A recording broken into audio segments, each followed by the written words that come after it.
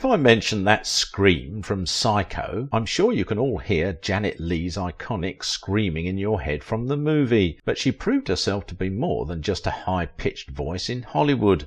Janet's creativity didn't end on the screen. Did you know that Leigh was also a published author and wrote books? Not just one. She was a gifted writer as well as an actress. If there is one thing movies do in human society, it's to make us look idealistically stupid. This was the case when astute director Alfred Hitchcock, more than half a century ago, tricked moviegoers with a make-believe body of beautiful Janet Leigh in his masterpiece Psycho.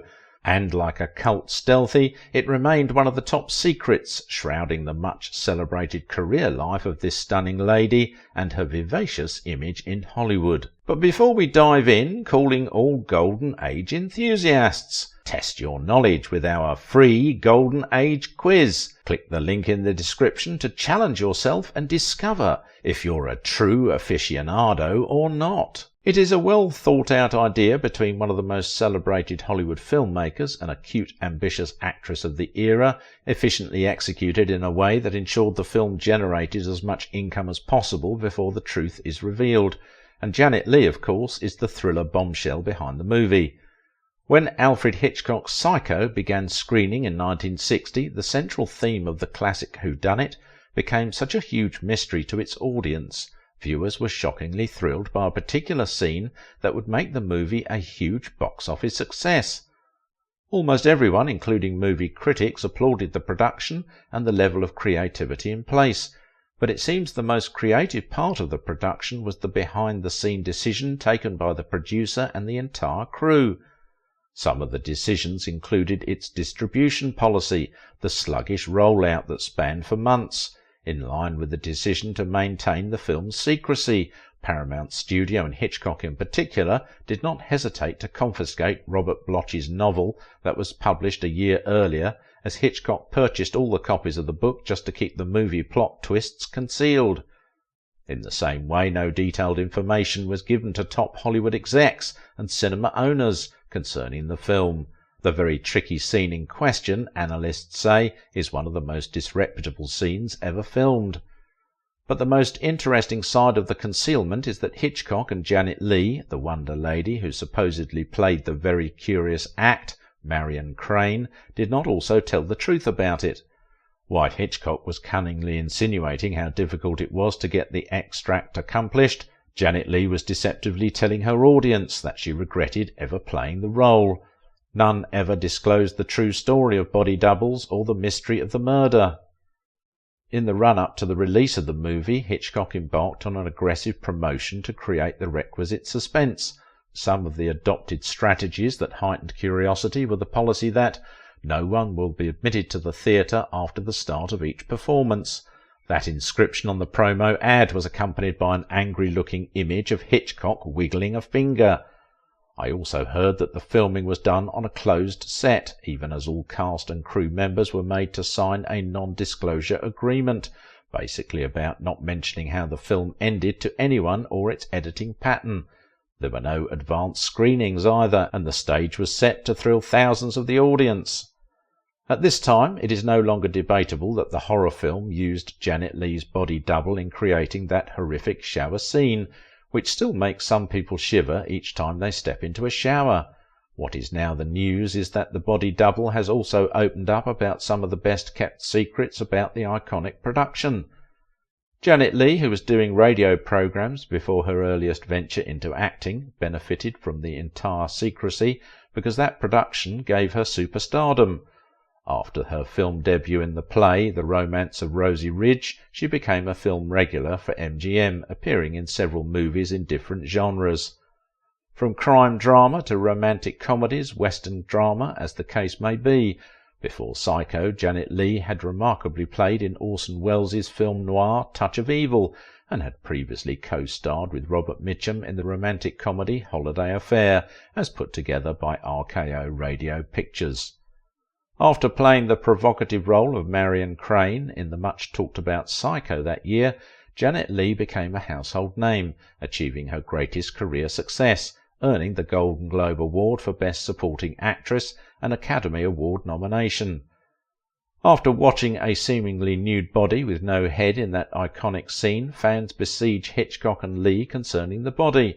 The two all maintained that the body was that of Janet Leigh, whereas it belonged to a model identified as Leigh Renfro. This implies that the images in the movie with the face cut off in the shots are that of Janet Leigh's body double. Born Jeanette Helen Morrison sometime in 1927, Janet Leigh is the only child of her parents Helen Lita and Frederick Morrison. She grew up in Stockton after her family relocated from Merced, her birthplace. It was not easy for little Morrison, Janet Leigh, who found her family swimming in abject poverty as a child, not with her father's meagre factory employment income that left them needy most times. Expectedly, little Leigh would have to depend on her creativity if she will ever succeed, as she obediently lived under the Presbyterian faith and sang in the local church choir for as long as possible. At 16, Leigh graduated from high school and would wait for Providence to come her way, while intermittently guest starring on radio programs. And sooner, actress Norma Shearer was on holiday in her neighbourhood when she picked interest in young and cute Janet. On returning to Los Angeles, it was not difficult for Shearer to convince Irving Thalberg, the head of production at MGM, to bring her in. As she stated later, Leigh's smile made her the most fascinating face she'd seen in years. With no acting knowledge, the young beauty was signed and placed under Lillian Burns, who effectively tutored her. Critics say Alfred Hitchcock, in that 3-minute scene, made movie-making history when he created the infamous shower act that saw wanted office employee Crane, depicted by Janet Leigh, knifed to death in a bathtub by scary motel entrepreneur Norman Bates, portrayed by Anthony Perkins. Stakeholders at this time marvelled at the way he was able to effectively pull the trick on his audience and kept millions in perpetual fear all through its runs, with some saying that the controversy it generated ultimately broke barriers of on-screen violence. An observer once suggested that the movie is a true reflection of what Hitchcock represented in the movie industry, his fears, obsessions, moral universe, a filmmaker who just knew how to twist emotions and achieve the desired effect. Hitchcock's careful combination of Janet Leigh and Leigh Renfro, an ex-Las Vegas showgirl and Playboy bunny, was the bombshell that created one of the most famous horror movies in history. And for Renfro, the nude scene was not difficult for her because of her show career background. At the time, she was a 21-year-old magazine model that was hinted at Hitchcock's latest movie idea by paparazzo Mario Casilli. The job was that director needed a body double for Leigh, leading to a camera confirmation that their bodies were a match after she unclothed. Renfro would appear first on set in a topless dress with only her crotch concealed by a rubber covering. Reacting later, she said she had thought, "Oh my God, they're expecting this?" Though no one made any jokes or anything, it's something she does regularly, so it was not difficult doing one for the film. "I was very comfortable being without clothes," she was quoted. The tricky fact is that most of the uncovered body in the movie is her body. Renfro recalled wearing a red sequined ball gown for her part in the shower scene, while Leigh was dressed in a cream-coloured one-piece bathing suit. The camera completed the deception by covering the lower side of her body, illuminating from her breast upward. Renfro told interviewers that, "If you don't see her face, that's me." And for the blood, depicting the murder is watered-down Hershey's syrup, carefully used to create the effect of Norman disastrously stabbing Marion and overtly manipulated by double off-camera crewmen splashing Renfro with chocolate. Did Renfro say a certain man was uneasy watching her body while the filming was ongoing? She said it made her feel the man had never been this close to a bare female body without having sex. Her finger would have created a loose end, she recalled. Renfro's ring finger was faintly darker, caused by a childhood lawnmower accident that severed the tip. That too was quickly handled after she told Hitchcock about it, since he wanted a close-up of her finger. Hitchcock was as thorough as he could be, because Renfro was contracted for just 2 days or so engagement, but the shooting extended up to a week. He wanted to close every loose angle. At some point, Renfro was expected to grab the shower curtain. Hitchcock had to attach a measuring tape to the camera lens. Comes over and puts the point of it on my left nipple. Breast is just out of focus. The cutting is so fast. Renfro recalled, all geared towards perfection.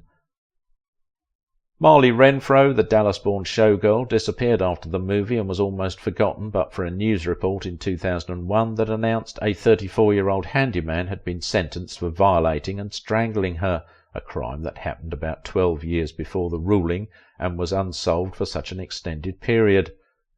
The initial report suggested that Kenneth Dean Hunt, the handyman, was found guilty of killing 2 women, including an actress who was a body double for Janet Leigh in the film Psycho.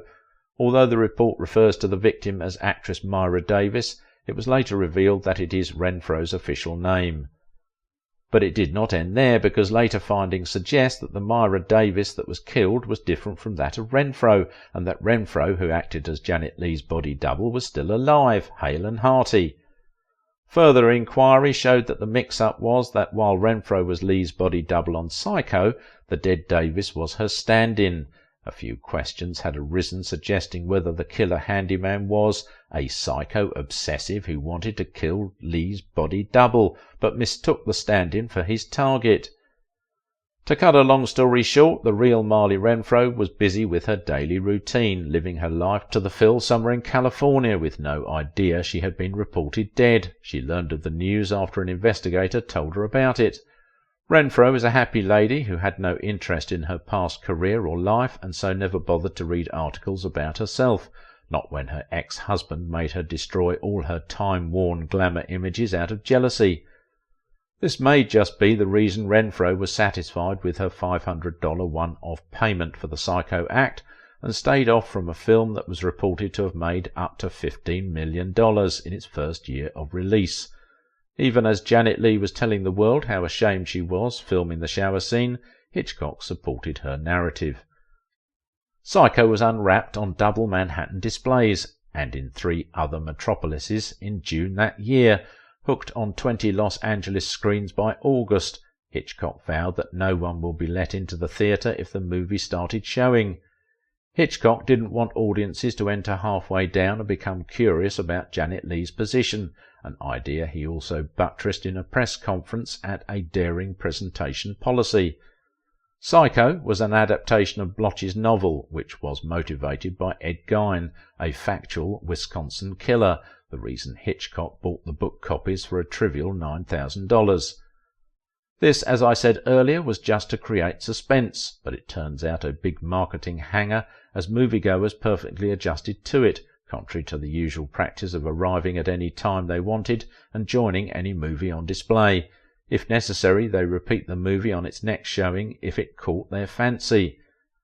Anthony Perkins was billed above Janet Leigh in that movie, but Leigh made a bigger gain from the movie, at least so it seems. When Joseph Stefano scripted the production, there were major alterations to Bloch's book, including Leigh's character in that production. Hitchcock was lucky Paramount execs unwillingly invested $800,000 in the thriller, and it paid off for them.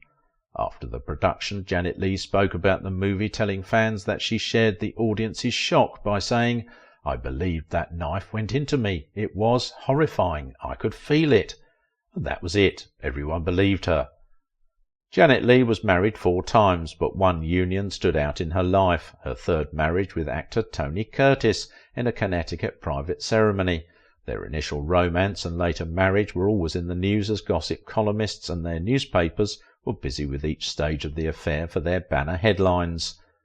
Leigh and Curtis were passionately in love, even as they had to co-star in several local movies together, as directed by Jerry Lewis.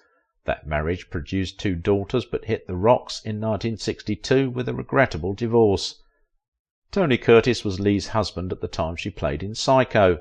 In his memoir he said that the success of Psycho and the fact that the audience was all interested in Leigh and that shower scene caused his wife to indulge in heavy drinking that eventually made her break down. This, of course, according to Tony, would also lead to their divorce, as he regretted that things would have been much better if Hitchcock and Leigh were more open about how the controversial scene was created. To ensure that his concealment plan worked effectively, Hitchcock had to film Psycho on the Universal lot, where his television series Alfred Hitchcock Presents was founded. Just so this goes his way, Hitchcock was said to have forfeited his regular salary, but at the end of the first year, a conservative estimate suggested he was earning about $6 million in personal income, creating a showbiz record at the time. A production that was reported to have earned about $9 million in domestic rentals, the amount from the box office that reimbursed to the studio. This is different from what it may have earned overseas. Janet Leigh also had her talent extended to creative writing, with about 4 books to her credit. Her first marriage as a teenager was short-lived after it was annulled. She was also married briefly to Stanley Reams before her union with Tony. When that marriage ended, Leigh married her last husband, but at this time age and time were no longer on her side. Janet Leigh died in 2004 when she turned 77, after battling for a year or so with vasculitis. Check out this video, why Audie Murphy pulled a gun on his wife. Remember, the golden age of Hollywood holds countless untold stories waiting to be discovered.